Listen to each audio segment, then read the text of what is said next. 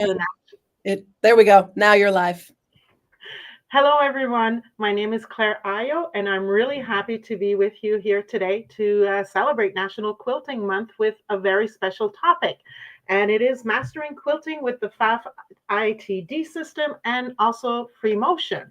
So it's 1 hour, and I'm going to try to give you all of my tips and tricks of how I like to do my either IDT quilting or free motion quilting. So I'm going to show you a few of the things because IDT is going, if you've been quilting for a while, we're pretty much we're good with straight stitch quilting. But I'm going to try to get you more confident to go into free motion quilting. So of course, I could show you a lot of quilts, but I'm going to start. I've picked really the specific ones that will help you understand how I moved from using only my IDT system to be quilting the quilts to the free motion quilting. So this is the first quilt I want to show you. So it's a simple matchstick or straight stitch quilting on that quilt. But what you would find surprising is that I actually did just a few with the IDT system and then went on and started free motion quilting my straight lines. So you think, well, why would you do that if you have the IDT system? Well, this was the perfect opportunity for me to learn how to master the speed at which I should be moving the quilt underneath my machine and have that stitch, the right stitch length that I wanted. So this was the perfect quilt for me to start understanding muscle memory movement of the quilt underneath underneath that needle to get the exact stitch length that I wanted. So that was the first quilt. And then I actually did a lot of little designs just to have fun with it and just try to work with the motion. And I did a lot of placemats and I just gave them away after because I was testing it. And of course, we're all OCD, so we look at them after and we don't like them. So you just give them away. You never have to see them again, but you have started practicing the movement. And this actually quilt was a breakthrough for me. So here's the quilt I did. And it was actually a great opportunity to practice my free motion quilting in all the mane of the horse because I could say, oh, let's try one design for each mane. And because that design, there's so much to look on that quilt, nobody really sees all of the free motion quilting I've done in the mane, but I was able to understand the movement, how I had to move to get the design that I wanted. So we're going to get more into that, but I wanted to show you these. And from that, I was able to go into improv and really have a lot of fun doing my quilting, free motion quilting. So I'm going to be able to show you all of this, how I managed to get there. And this is my last improv piece that I actually did. So it's a big piece. So here we go. So if you look at it, there's a lot of quilting on it. And let me see if we go all the way down here. So there's a lot of quilting. And what I want to show you, and I'm going to move to another camera to show it to you more into detail. So there's the quilt a little bit up front. And so when you look at this part, you tend to see, oh, this was free motion quilting, but actually it wasn't. This whole quilt, surprise, surprise, even though I am comfortable doing free motion quilting, the whole quilt was actually quilted using the IDT system. And so I'm going to show you where were all those stitches on the IDT. And I had put it in a show and I was showing that quilt to many of my friends and they were just surprised because they automatically assumed I had quilted that piece on free motion, but it was actually all the IDT system. So I showed you all of these samples. Now we're going to go into the nitty gritty and then work our way back to the quilt so you'll understand it. You'll understand them a little bit better. So let's start with IDT. So if you don't know exactly what do I mean when I'm using that word, it's the integrated dual feed technology that we have on our sewing machines. So let me just show you here. On the PFAFF machines, you have that little I call it a stick. I'm sorry, I should have the right word. But anyways, you can clip it to the back of your feet, and you can then use it. It replaces the walking feet that other sewing machines you need to have when you're quilting. Sorry, I should get my big hand out of the way. So as you're quilting, let me just press the pedal here. I'm going to bring the foot down and bring that needle down. And I'm going to change camera so you don't see my big hands. So here we go. I'm just quick explanation. Every time I do quilting and I start in my quilt, I will bring that bottom thread up. I love using my tweezers to just grab that thread, and I'm going to bring my needle back down, put that thread into the back, and just hold it as it starts to do the first initial points. So here we go, and I'm just going to go back to that camera so that you can see, the IDT system is really pushing your fabric at the top portion of your fabric. It's moving it at the same time as the feet dug underneath the sewing machine. So that's what's beautiful about the IDT system. You don't need to worry. It's going to be evenly feeding all the layers of your quilt underneath the machine for a perfect stitch. So now that I've explained the IDT system, I want to show you, and if you haven't done it yet, I encourage you to check in the quilting section all your stitches that are available in the quilting set category on your sewing machine. So what I actually did is I am demonstrating today using the PFAFF Creative Icon 2, and I made myself a library of all the stitches that are available. You would be surprised to see everything that is available. So let me just go back to this camera and show you quickly. And here we go. So those are the stitches, like 1, 2, 3, 4, 5, and so on. All these stitches are already in my machine. I just need to select that stitch and I can start quilting my quilts. So you see,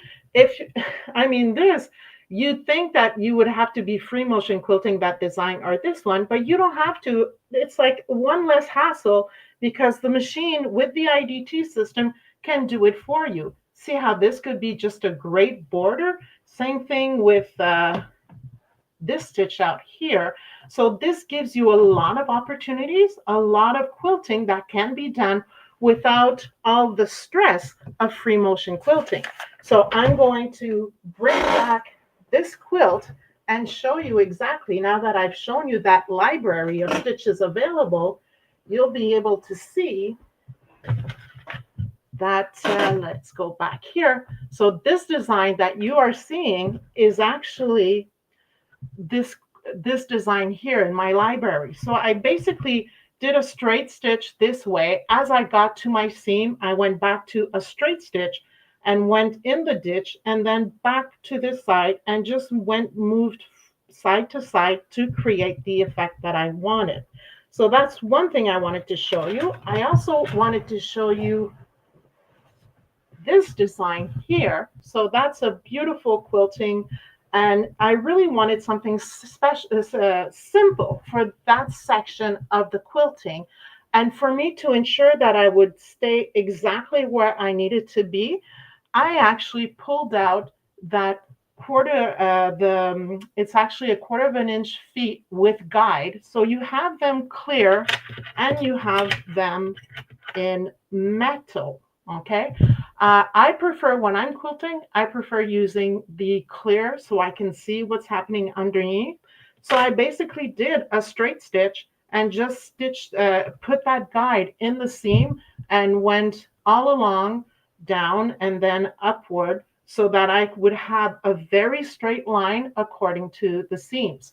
So this is how I stitched out this section. And let me just show you one last section.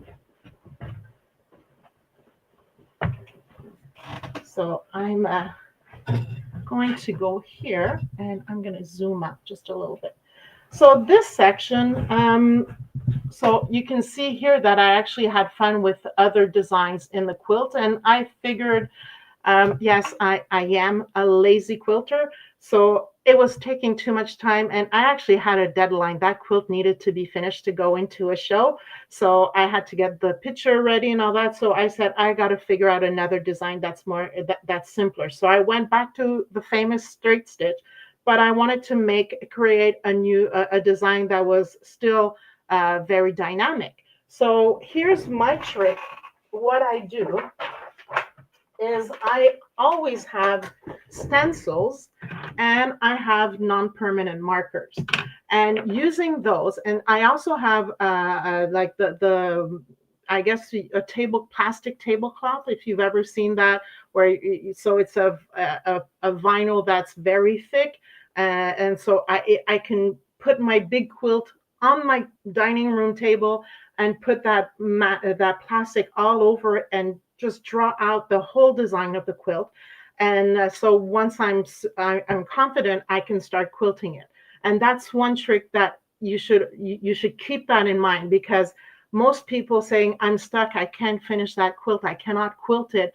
And one thing I've noticed with time, if your brain cannot visualize the whole quilting of the quilt, you won't be able to get started. So being able to put a plastic over it and draw out what you want to do, you're securing your brain and you'll be able to go to the machine and start quilting it. So this is what I did. So I was in this section, and obviously I did not want to start cutting, pulling a piece of thread out, doing my design, cutting, tying a knot and starting again. I really wanted to make sure I can get a continuous quilting throughout this section. And so that's what I did with this stencil. So basically, and the reason I have tape all around the stencil is to make sure that as I'm drawing, I'm not going to go and draw on my quilt. So I know my stencil is ending here. So you see, that's how I figured out the design and how I would do all these little sections and move and forward. So once I was confident, I knew how to move to be able to do that design, I was able to go onto my sewing machine and get those design stitched out. And I must admit, doing that with the projection on the Creative Icon 2, with the grid and projection, was just a simple task. I did not have to mark any of my quilt going through it. Once I had the design, I knew exactly where I was going. My projection, creating that line, I knew exactly where I was going. So that was great. Okay, so I'm going to set that aside. Are there any questions for the IDT quilting aspect? If anyone has a question. We do have a couple of questions, Claire. The first one is they want to know, what foot were you using when you're using those decorative quilt stitches and the IDT system? Which foot are you using for that? Perfect. Okay. So I'm just going to go back because, yeah, they were all in front of me. I was, and so I'm just going to show you all of the different feet that I use when I am quilting. So depending, if it's a straight stitch, I can use, and I've already shown you that 1/4 of an inch foot with guide. And I can also use the stitch in a ditch. So if I'm trying to follow a line, if I want to stitch in the ditch, as I said, or I drew a line on my quilt that I want to follow, then I'm going to put that guide on that line, so I know that I'm going the right way. So I love that stitch in the ditch and that one. However, if I am doing these designs here, all right, now and one last thing, I'm sorry, I'm just going to go back to these two. Because my needle, it's a straight stitch, my needle is really just in the middle and is not moving. To be sure that I have a very nice stitch, I'm going to switch on my machine to the single hole needle plate. So this is going to be on my machine and I will be using these feet, all right? As soon as I go into these decorative stitches, Then I'm going to need to go back to the wide needle plate. All right, so this is going to be on. And I have kind of two different feet that I suggest. So either the clear open toe foot, which I love and I use a lot, or the sewing star foot. So this the difference between these two is that this one has a little bar in the front, and so it keeps everything down and stable. So if you like that, you can use the sewing star foot or the clear open toe foot. Those are my two favorite feet to be doing all of these designs here. Okay, so Amy, are there any other questions? Yes-ish. Okay, so somebody asked, she's making small, like a 4-inch blocks. Which of those sort of built-in quilting type stitches do you think would work best for that type of a small block like that? I'm glad you asked. So, all right. It always, there's so many things that depends, but I'm going because and it's always personal preferences. But here's what I would suggest. Okay, and I'm so glad I had this ready. So I have a quilt that I it's ready to be quilted. So let me just show it to you. So this is my quilt designed with my Sonnet crafting software. So it's ready to be quilted. One, I like to show many tricks at the same time. So you see, I have extra backing and batting, and I've put some fabric here. So that's glued on and it's not moving. I'm answering. I'm going to answer the questions. Don't hesitate. But I just want to talk about this quickly. I always prepare my sandwiches and have these beside because I'm going to be testing the tension and testing my stitch in these before getting to my quilt. All right. So this quilt, I have the same question as you were asking. And I did a sandwich and I kind of designed, I just drew with markers the design so I can start playing with it and seeing what is the best design to do. So here's what I suggest. I am literally going to show you what I did this morning. So I'm just trying to find my stencil. Whew, I gotta breathe. I'm so excited. I just gotta slow down. So let's just go with this. So as I said, you should definitely make a library of all the stitches that you have on your machine. So let's say this looks like this one here. I think it would look great on my 2-inch blocks. So I have a stencil and I'm going to draw that design. And then I'm going to go onto that 2.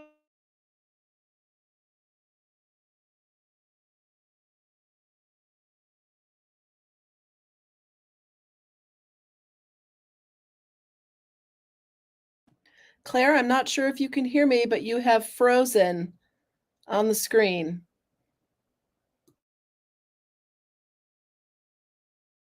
Hang on, everybody. We'll get Claire back.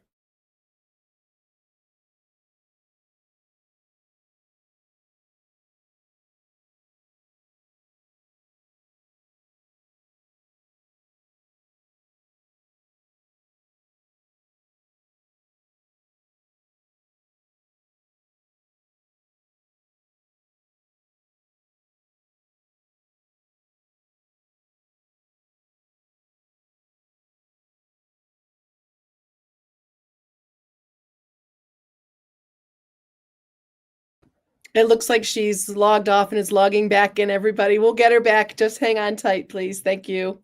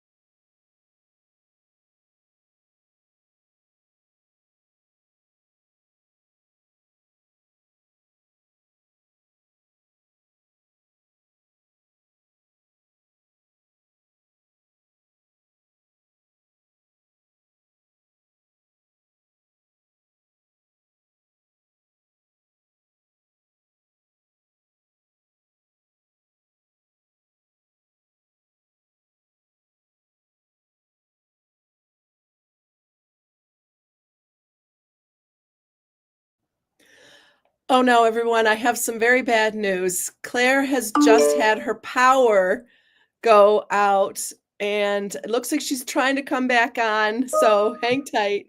Here she is. Yay.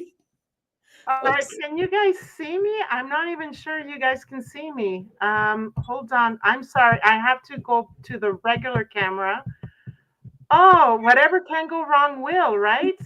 We can see you from whatever camera you're on. We can Okay, see you right now. perfect. Okay, so sorry, no lighting, no nothing. This is what happens when we're live, people. Oh, wow. Okay, so I drew, remember, I drew the design onto a stencil, and I'm going to go on my quilt and I'm going to audition it. So I just made one, but then how nice would they look if I would just go one beside the other.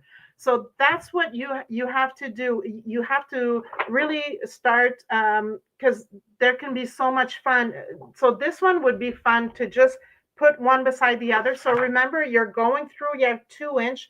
Once you get to the seam, once your needle is down in the seam, you go back to your straight stitch in utility and you move forward to the next area, so you can just go to the other side again and continue that stitch. Play with the mirror effect also, because and actually it's a good thing I tested some few things beforehand. You see, all of these curved here.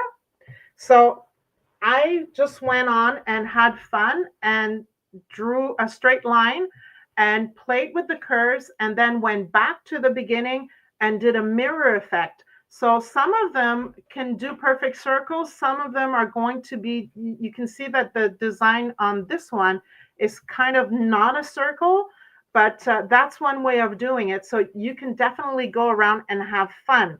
So that's, if you're looking at this little square, I actually had a lot of fun, even to play with that 2 inch border.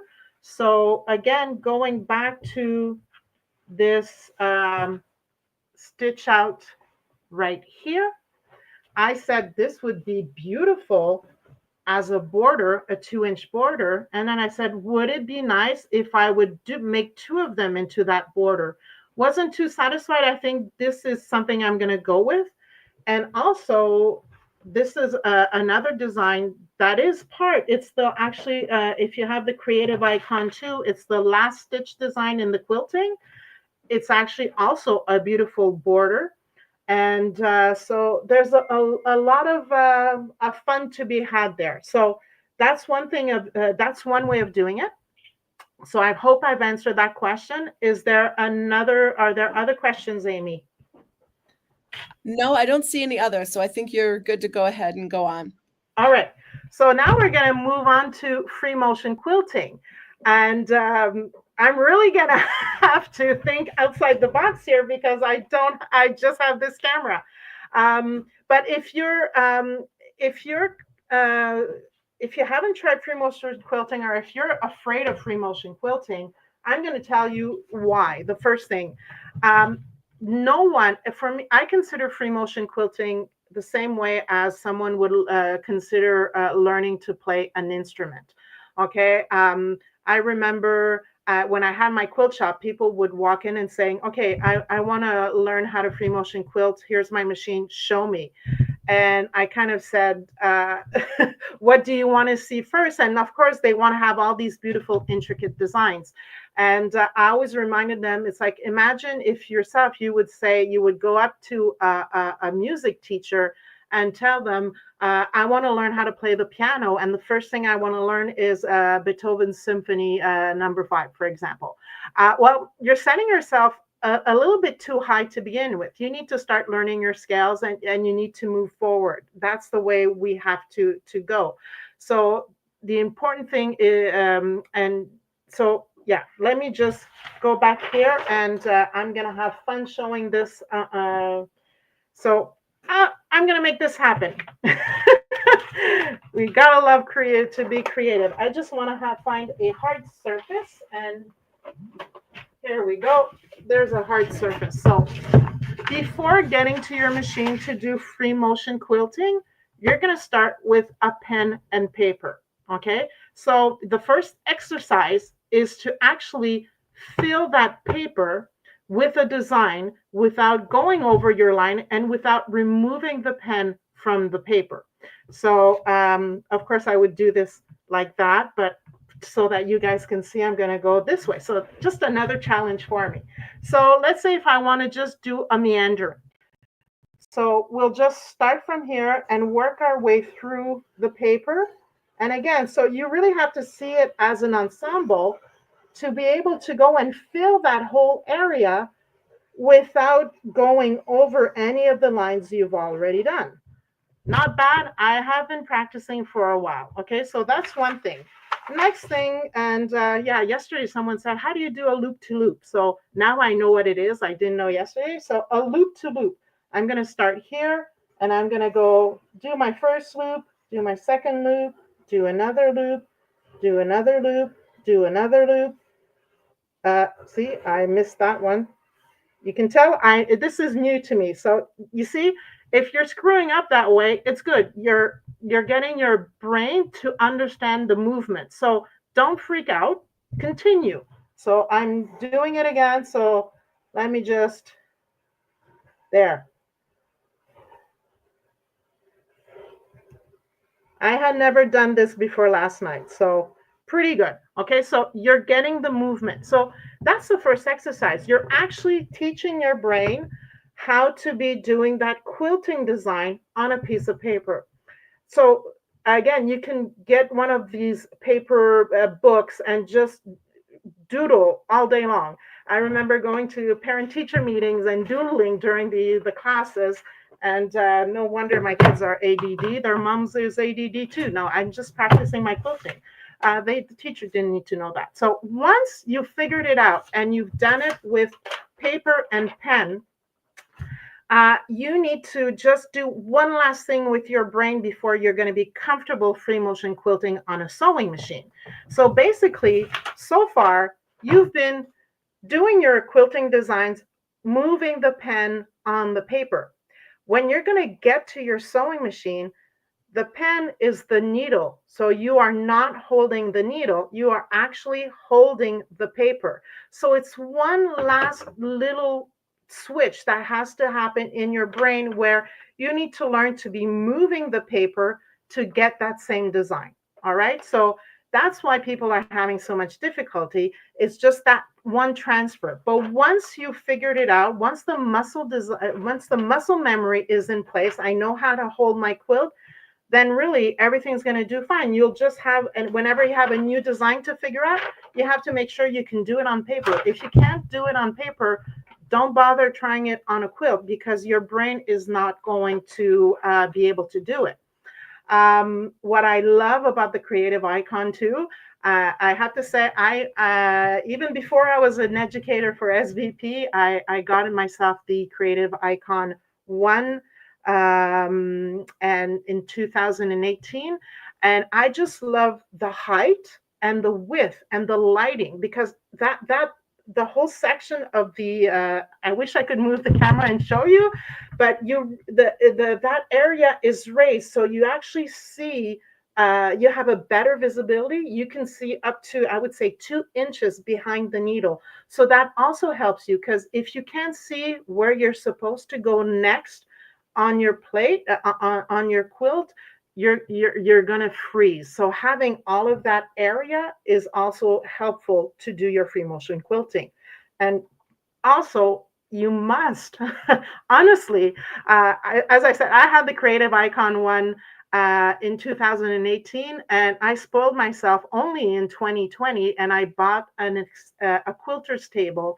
And I honestly don't understand why I waited so long. The key to successful free motion quilting is having that extra space. So the extension table is, I think here. So this is the extension table that we have for the Creative Icon 2. So it has kind of a rounded front. And at first, I personally, my favorite, honestly, is the quilter's table. I'll show it to you. So the quilter's table is an acrylic table. So you put it in place. I love it because it actually like gives me a basement. I can put all of my tools like the stiletto and this the snip, my little scissors. They lie underneath, and I can see them because it's an acrylic, and I can see everything underneath. So I really love using that one. But as I was demoing to someone, she mentioned she had the extension table, and the fact that it's rounded at the front, it actually helps her glide her quilts onto the machine. So I've removed the quilter's table and tried the extension table, and she is right. It glides easily. So both, depending on what you're doing, you might prefer one to the other. So really give them a try. Go to see your dealer and look at those options for your machine if you don't have one already on your machine. So I'm going to stop, take a breath, and I'm going to ask Amy if there are any questions so far, and I'll just continue to my third point. Go ahead and breathe, but there are no questions right now. You can still breathe. Perfect. It's like, I'm still like, oh my God, there's no electricity.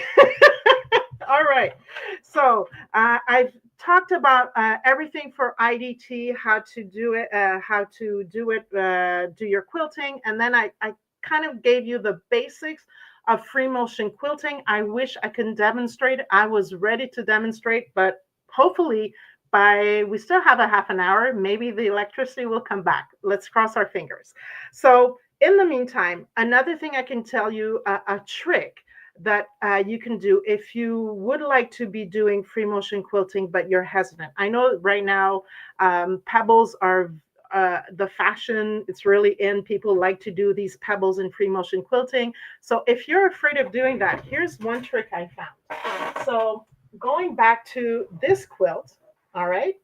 So I wanted, well, the lighting oh yeah, it's pretty good here. So you can see there's a lot of pebbles in this quilt, but the pebble, I actually started in this section. Let me just try to do a close up. So this section right here is actually circles made with the IDT system. So let me find that.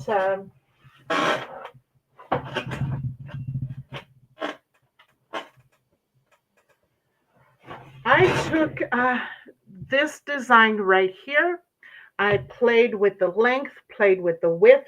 I used a few of them actually, and I also did, I believe it was this design that I remember what I showed you. You can do it once and then do reverse and go to do the other one. So I had another circle.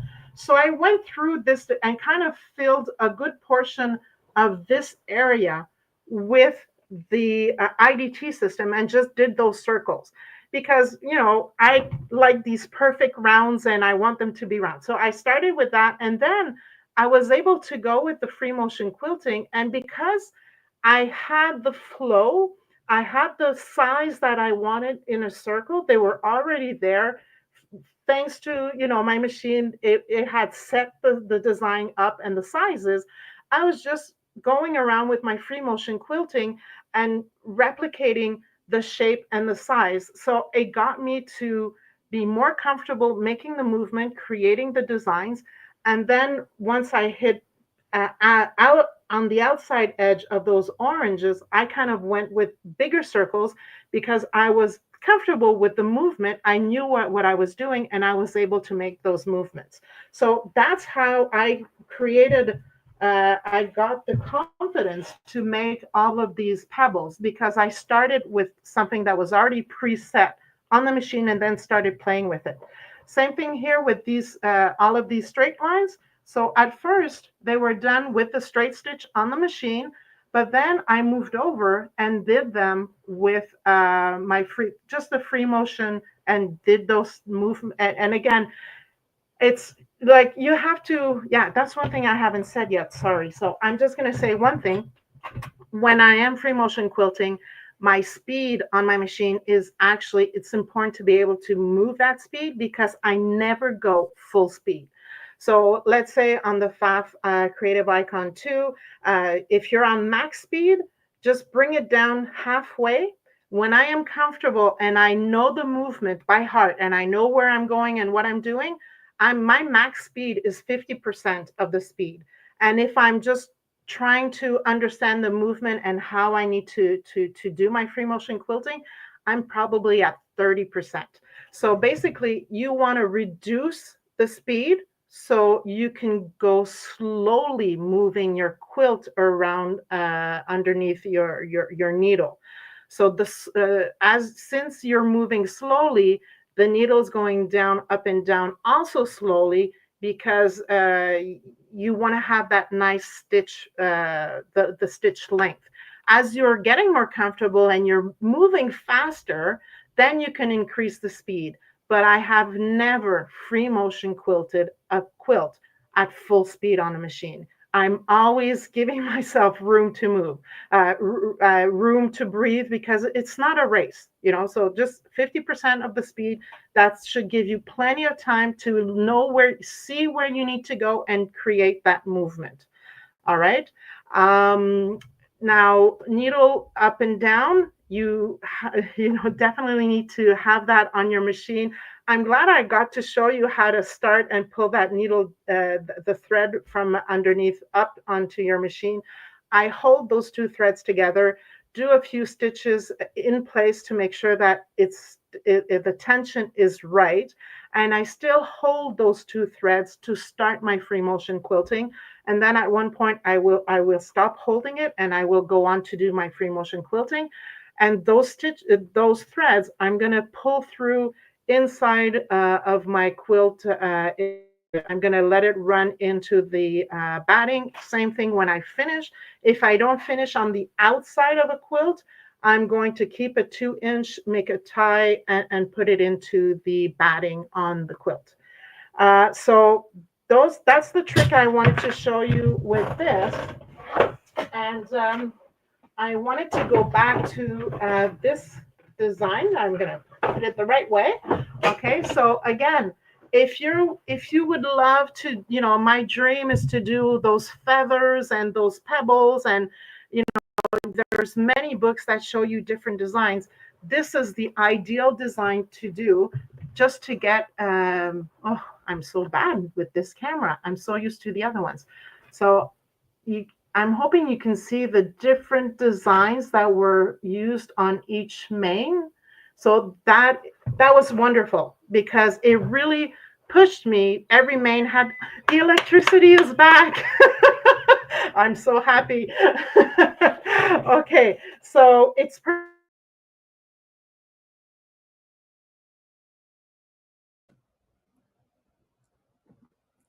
You have frozen, Claire. You may need to come out and come back in again.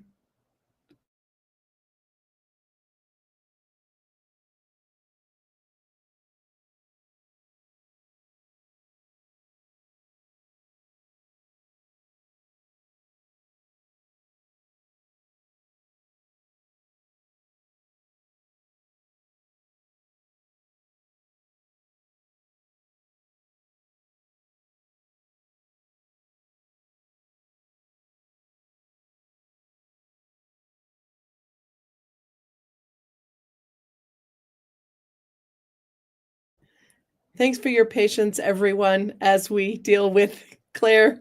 Yay, getting her power back. She'll be back in just a few seconds. Thank you so much.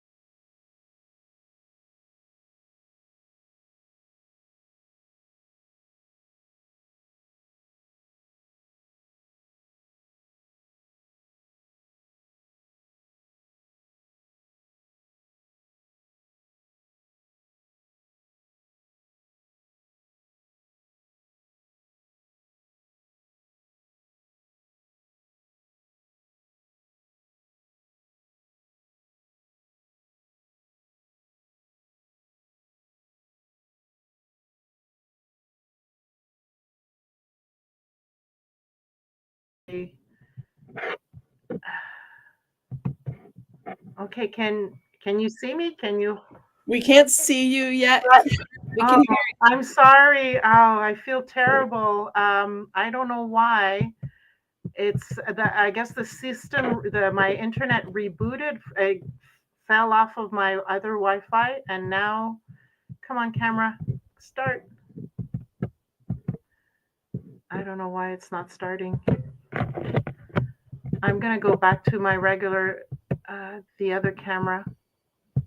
Sorry, I don't know why it's not working. So There you are. We see you now. I'm really sorry, guys. I was hoping I could get the other cameras to work, but they're out to lunch.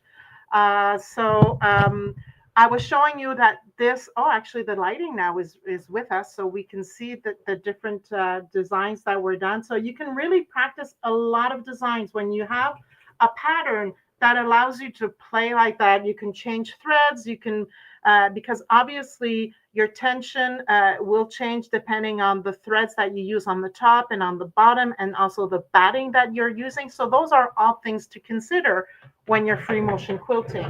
I wanted to also talk to you guys about the different feet for free motion quilting. I really wanted that camera to work, but it's not, so we're gonna figure it out here. So obviously, free motion quilting can be done. Well, yeah, let me start from the beginning. When you're free motion quilting, usually you have three options or two options. Okay, so you can use either a spring foot or a floating foot. So with the Creative Icon 2, this is the spring foot that we have with the machine. If you have other, I would say, I'm trying to remember if the quilt expression, the expression, or the other ones. There probably have.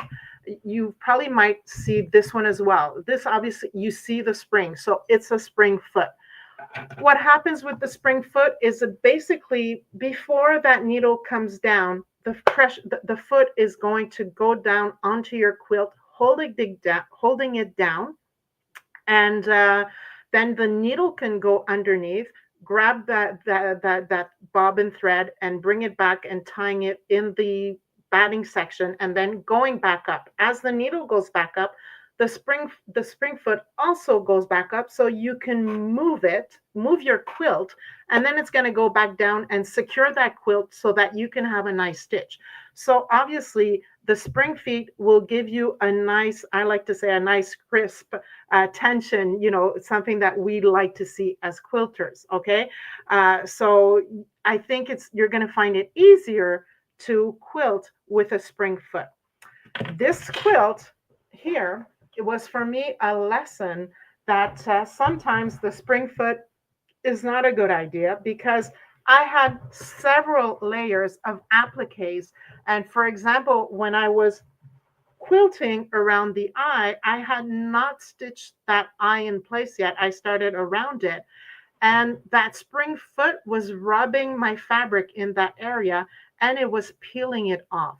So that at that time when I did it, I didn't know we had other things, other feet that were the floating feet. So now I've learned, and if I were to do that quilt again, I would probably go to a floating foot. So the floating foot usually that we have coming with the machine, that would be a floating foot. And so basically, what does it mean? The word kind of says it. So your foot is floating on top of your quilt. It's not going down and up like the spring would. And if you have a Creative Icon machine or the Creative Performance 950, if you're pressing that button to telling the machine that you're doing free motion, and even the quilt expression machines, you have a pop-up and it's asking you, what foot are you using? So if you use a spring foot, it's going to just put those feed dogs down and set everything up for a spring foot. If you're saying you have a floating feet, a floating foot, you'll notice that you have these plus or minus, and you can play with the pivot height of where that foot needs to be floating. Okay, so do look at your machine and adjust the height, because you still want it to be as down as possible, but not too down that it rubs, for example, that it rubs my fabric, right? So you can play with that height. And so it's also good when you have, you can also play depending on the loft, your batting. Sometimes you have a high loft or low loft. You can play with that as well. So all of those floating feet, you're going to have to play with the tension. Same thing, for example, I'd call it Starship Enterprise here. So this foot is an echo feet. It's a floating foot, and I love to use it because it has, let me just grab my stiletto. It has these red lines. Let me just do this like that so you can see. So the red lines, all right, you have one, it's a circle, and you have the circle at 1/4 of an inch and at 1/2 an inch.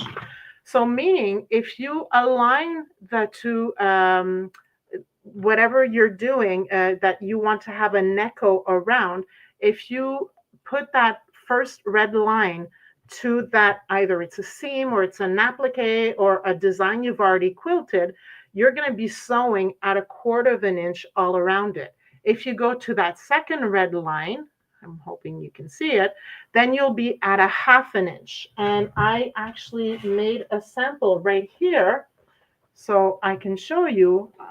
So I free motioned that flower, and then I used the foot that I can't find anymore. Oh, there it is.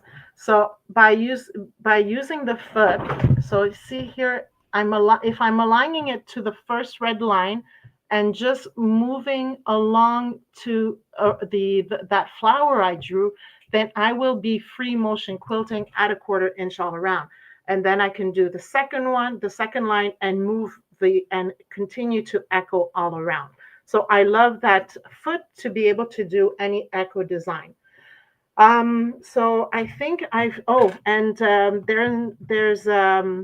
so I've explained the difference. Oh, yes, I'm going to stop, take a breather, and I'm going to ask Amy if there's a question. Yes, actually, we have a couple that kind of go hand in hand. Somebody wanted to know how you are adjusting your tension. Are you having to adjust your bobbin tension at all? And sort of going along with that, can you show us the back of your quilt samples? Yes, sure. So I'm going to start by, okay, how do we adjust the tension? I showed you that first quilt where I put that piece of fabric underneath. So I do check my tensions before I start on that area. There's few, and you can increase. Obviously, you have to play with the tension because it's never the same thing depending on the fabric that you're using and the batting that you are using. So things do play around. Let's see. It's going to be difficult, like this one. Can you see the back? Because what I did here is I actually, that's one of my personal favorites. What I have found to do now is that I am quilting here. I'm just trying to see. This is this sample here that I've done. So all of these here, and if you look at the back, it's pretty good. All right. So what I have found now is that I will use, okay, here, that's a good example right here. So this one, okay, I'm not sure you're going to be able to see. So this one, there were problems with the loop, right? And so that's because every time I was changing I knew that for this fabric and all of the different parameters on that sandwich, I had to have my tension at 70. And when you change when you just select a stitch, it goes automatically to 50. And so every time I switch stitch, I needed to increase it back to 70. And here I had forgotten to switch it back to 70. So you can see that the tension was off, but then I remembered halfway through and brought it back to 70, and then it was all right. So that's one thing. And that's with the IDT system. So you can play with it on the IDT system, you test it out and you get the right tension and you go from there. When you're free motion quilting, you do need to make those tests before. So I knew, again, it was all the same parameters. So I went and put it at 70 and started my free motion quilting. But then sometimes you do have, I actually had it at one area. So this section here, the top thread was looping in the bottom. And I know why, because I was going too fast to do that circle. So just remember, if you're doing a straight line, you can go pretty well. Again, I would never go faster than 50%. But when you are making circles, you're changing direction. So you're asking a lot for that thread to just all of a sudden change direction and do a circle. So you have to recognize that, and if you're doing curves and all that, slow down so that the machine has time to adjust and make sure that the tension is always good. So this one here, depending, I had, some of them are nice, some of them are not nice, because it was a teaching.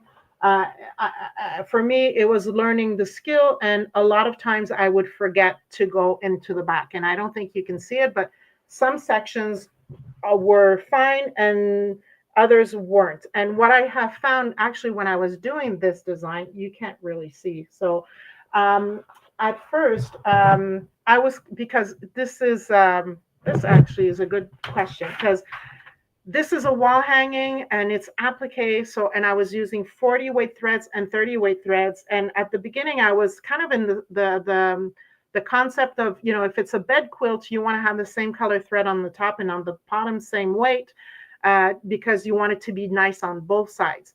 And as I was doing this wall hanging, I realized that no, I have to be more recognized and more like an embroidery. So if I have a 30 weight thread or a 40 weight thread on the top, I'm going to go with an 80 weight thread or a 60 weight thread in the bottom and make sure that that tension is in the bottom, never popping back up. So it was also part of my learning curve making that horse. So some of them I made using 40 weight thread in the back, and that was just really terrible, because especially if when I was doing circles, you're asking a lot with a 40 weight thread in the bottom and in the top, and going really fast and doing it was just it's not nice. So remember that, because I know if you're asking the question, because you're having these things happening to you. So try an 80 weight thread or a 60 weight, and you'll see a big change. But again, slow down when you're changing directions.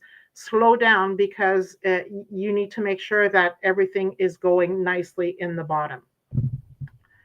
And so have I answered the question properly? I think you answered even more questions. So somebody has also asked, when you were talking about tension, but using 50 or 70. So you're talking about the active stitch technology. Yes.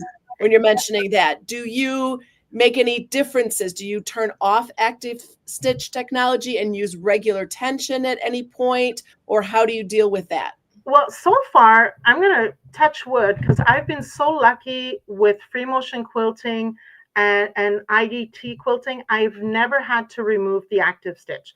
So it's been working wonderfully for me. However, if I am embroidering, if I'm using my embroidery unit to quilt a quilt, I'm going to take out the active stitch in the embroidery mode, and I will play with my with the regular numbers from 1 to 9. But so far, I haven't felt that I needed to do that in any of the designs that I've done. So yes, I'm hoping that helps. That answers another question. That's fantastic. I don't see any other questions. All right.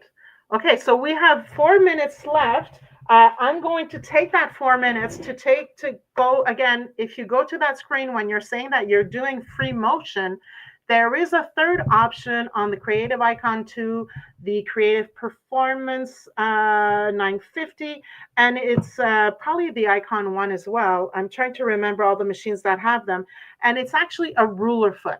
So if you're into free motion quilting and you're not that satisfied of your, because we're all OCD and we want everything to be perfect, I want you to consider ruler work, because ruler work, you have these rulers and you add that onto your quilt, and you're going to need a ruler foot. So you're moving aside from the floating foot or that spring foot, you're going to add this ruler foot to your machine. It's the right height to just sit that ruler beside it, and then you can go and stitch out your designs. It's free motion quilting, but you have a ruler that guides you, so you're sure to make a perfect straight line. You have circles. It's in really, there's so many different ruler options, so you do need to go and look into that. But that's the nice thing about PFAFF, is that you actually we realize that it's a new thing and it's popular, and everybody's going to want to try it because it's so much easier to free motion quilt your designs with rulers. They've actually created a foot that really fits perfectly onto your machine. So you screw it in. There's a little hole here so you can screw it in, and then you can play with the height. Just like for the floating stitch, you're again going to be able to adjust the height of your foot to make sure that it sits onto your quilt and that ruler fits perfectly on top. So look at those screens, look at those little plus and minuses. You can go from 0 to 3, so you can adjust the location of that foot and for best results. And I just want to show you an example here. So these ones here in the middle, I actually wanted to free motion quilt straight lines just alone on my own. And so you can see that it's kind of looking, I might have had a glass of wine too many before starting. And then here, I used this ruler so I could align it and align my foot to the ruler. And just, you see how the lines are so much straighter?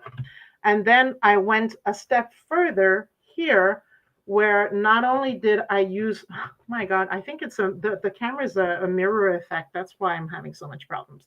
So I went from here with the ruler, did a straight line, and then put my ruler at a 90-degree angle to go back down and back to the other side. So you see how nice and straight that is? That was the ruler. Okay, so if you're starting to do free motion quilting and you don't like the fact that those lines aren't that straight, consider free motion quilting with a ruler, because it does really help you get that, because we're all OCD, right? So if you think you want to go to this, then consider the free motion rulers. So we're up. The hour has gone by, has flown so fast because, of course, and I do apologize for missing electricity and all that. I hope I've actually helped you open and see all the possibilities in free motion quilting and also using the IDT. I think they both go hand in hand. And is there any other questions before we end the call today, Amy? We have one more question. Some people really want to know, did you create that horse or was it a pattern? A little bit more information about it. It is a pattern, yes. It is from Lise Bélanger. It's Lib Expression. You can find her on Etsy. It's Ariel, A-R-E-L-E, A-R-I-E-L. Sorry, let's try this again. A-R-I-E-L. So look for Ariel pattern, Lib Expression. And so she's a great quilter. Yes. Wonderful. Thank you, Claire. Well, thank you. So thank you, everyone, and happy quilting. Enjoy National Quilting Month.